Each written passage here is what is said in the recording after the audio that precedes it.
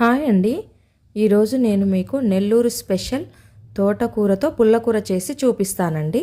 దానికోసం తోటకూర, వంకాయ, పచ్చిమిర్చి, టమాటా, ఒక మామిడికాయ ఉంటే సరిపోతుంది. ఇప్పుడు ముందుగా తోటకూరని కట్ చేసి శుభ్రంగా 2-3 సార్లు కడిగి పక్కన పెట్టుకోవాలి. ఇప్పుడు గిన్నెలో ముందుగా తోటకూర వేసుకొని దాంట్లో వంకాయ ముక్కలు, పచ్చిమిర్చి, టమాటా ముక్కలు వేసుకోవాలి. అలాగే మామిడికాయ ముక్కలు కూడా వేసుకొని కొద్దిగా వాటర్ పోసుకోవాలి. గిన్నెలో అన్నీ మంచిగా సర్దుకొని ఇప్పుడు మంచిగా వాటర్ పోసుకోవాలి. కొద్దిగా వాటర్ పోసి మూత పెట్టాలి.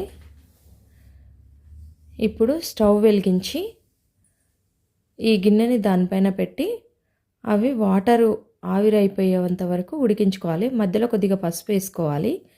వేసుకొని మంచిగా ఉడికించుకోవాలి. అది ఉడికిన తర్వాత కొద్దిగా సాల్ట్, కొంచెం జీలకర్ర వేసి మెదుపుకోవాలి. పప్పు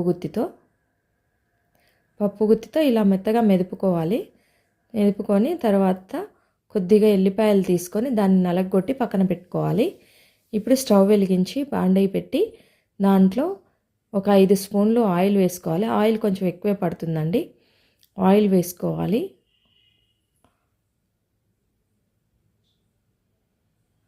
ఒక 5 స్పూన్ల వరకు ఆయిల్ వేసుకొని ఆయిల్ వేడైన తర్వాత కొద్దిగా మినపప్పు, కొద్దిగా శనగపప్పు, ఆవాలు, జీలకర్ర వేసి అవి చిటపటలాడిన తర్వాత కొద్దిగా కరివేపాకు వేసుకోవాలి.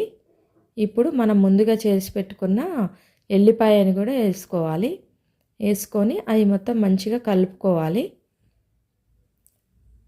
కొద్దిగా పసుపు కూడా వేసుకొని కలుపుకోవాలి.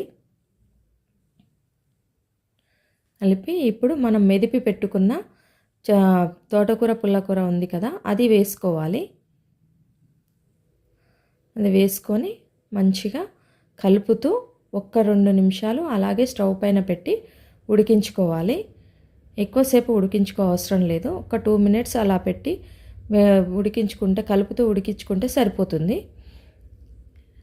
అంతే అండి, తోటకూర, పుల్లకూర రెడీ అయిపోయింది. ఇది నెల్లూరు స్పెషల్ అండి. ఇది రాగి సంకటితో చాలా టేస్టీగా ఉంటుంది. మీరు కూడా ఒకసారి ఈ రెసిపీని ట్రై చేసి చూడండి. ఎలా వచ్చిందో నాకు కామెంట్లో చెప్పండి. అంతే అండి, తోటకూర, పుల్లకూర రెడీ అయిపోయిందండి. నా రెసిపీ మీకు నచ్చినట్లయితే లైక్ చేయండి. మీ ఫ్రెండ్స్ అండ్ ఫ్యామిలీకి షేర్ చేయండి.